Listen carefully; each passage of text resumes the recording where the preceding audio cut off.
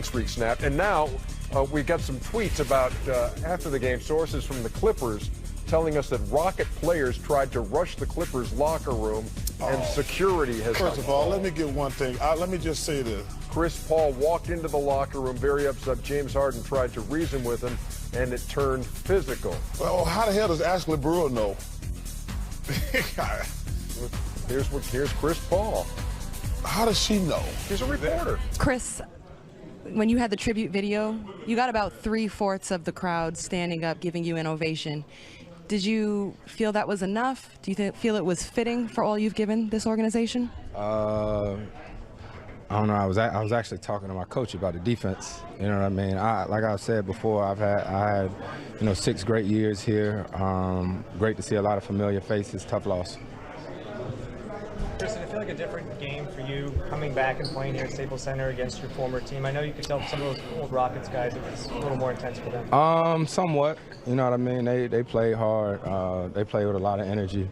We couldn't slow Lou Will down, and we got to be better. Blake? Playing against Blake for the first time in many, many years. I don't know. You know what I mean? Like, we was trapping. He was able to get through and make plays, and you know. Blake had I'm looking forward to playing against DJ probably more than anything. Blake had to leave the game.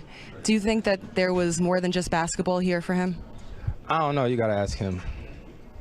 How emotional did it feel out there? I mean, it's always like that when you hoop, especially when you're playing against former team and stuff like that. All the emotions that go into it, seeing the familiar faces and stuff like that. For us, we got to be better. Get them the credit they won the game.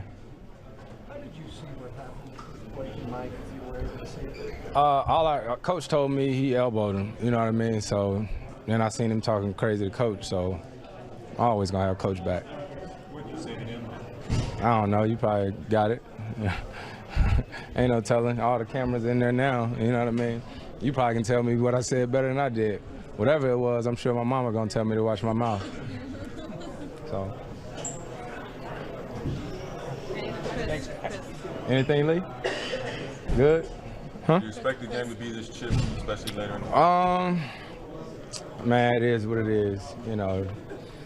What's today? January something. They got the win. We're gonna keep on pushing. Keep on pushing.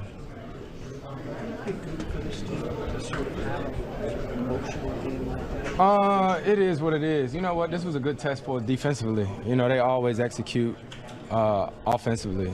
Doc and his sets, screens and, hitting the roll guy and stuff like that. So this was a good test for us defensively, and it just shows us that we got to get better. Outside of all the storylines on the outside of the game itself, as a competitor, does it bother you a little that this is a team injury depleted right now that still beats you? Sure. I mean, honest question, no, not really. You know what I mean? I'm sure they ain't making no excuses. We ain't making no excuses either. You know what I mean? We had our full team tonight. Do you still? Did we? All right. Come on now. Do you still hold a special friendship with any of the guys over there? Oh, absolutely. DJ, I talk to DJ all the time. You know what I'm saying? Damn near every day. Jason Powell, trainer, like I said, sometimes people that you with for a while, they become family. You know what I mean? Wes, John, some of the guys, you know what I mean? But that happens. Chris, did things get a little chippy in the locker room right there after the game? I don't know. You know what I mean? We took our loss, you know what I mean? Tough loss. Get up out of here. You know what I mean? I think it's ICE headed to Houston. Did you get a chance to check out the tribute video? A little bit of it. I was actually over there talking to my coach about the defense. You know what I mean? So I'm honored, privileged, yeah. Will you be talking to DJ after? DJ? Today? I don't know if he's here, probably. Talk to him all the time.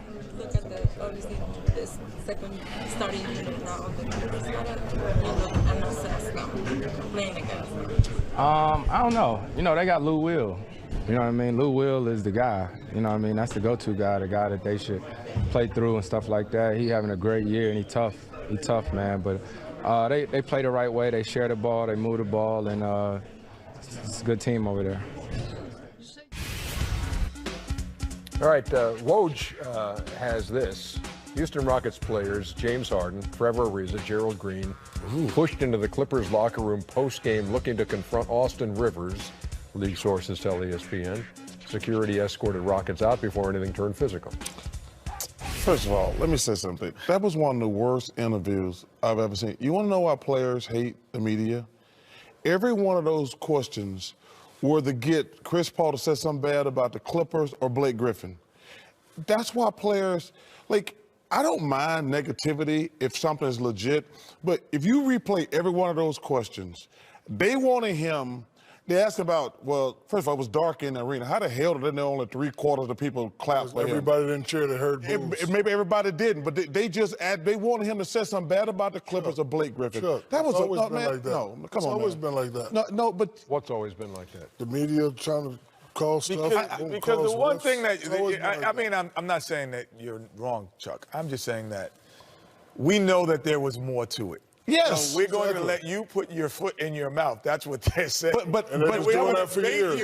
They've been doing it for years. You picked the wrong cat to try to get to say something. Because Chris Paul, he didn't make it. He's been around That's too long okay. to feed into That's that. okay. But there are some guys that feed into it. But I know, but they do that in every sport. They do that. They do it in football. They do it in baseball. Listen, there's enough animosity without making it up.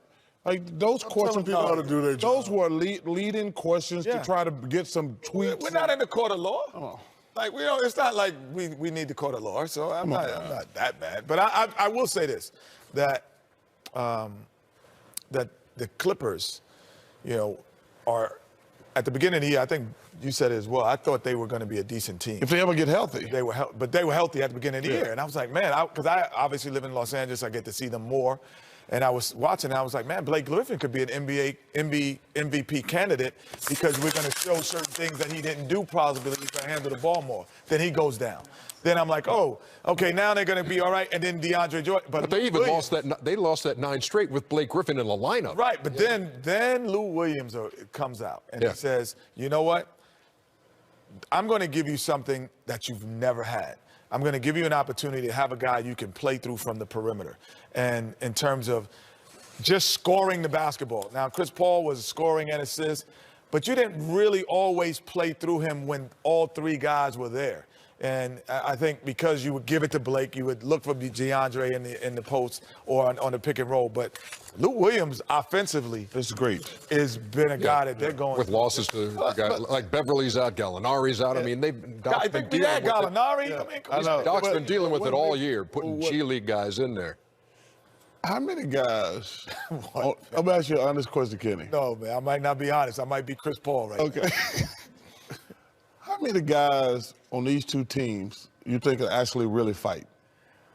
I don't know how many guys would fight, but if those 3 guys walked in the locker room, I wouldn't be that fearful. I would just say, I'm glad you said that. I'm not saying that they could. You heard that, Gerald? I'm not saying they could. You hear him, Gerald? But that just would be, I mean, those are guys that have good reputations in the league. They don't have the fighting reputation. Those are James Harden, Trevor Ariza, and Gerald Green are good guys, man. You know that. There wouldn't be 3 guys who were on the list. They're not on the list. Wouldn't be on your list. They're good guys, man. Yeah. They'd be on the guy like, let me get my record to 1-0. Get your rematch. No. See, for you, man. Come on, man. I just said. I'm going in the other team locker room like you're going to fight. Stop it. If we hear any more about You're not going to hear anymore. They were escorted out. But you said 3 women security. Still got a bunch of highlights to come. Ashley Otis. Hey, I've been to Staples Center. All them security guys like 82. Raptors and Sixers in Philly. Highlights coming up. Come on. Already say tag too?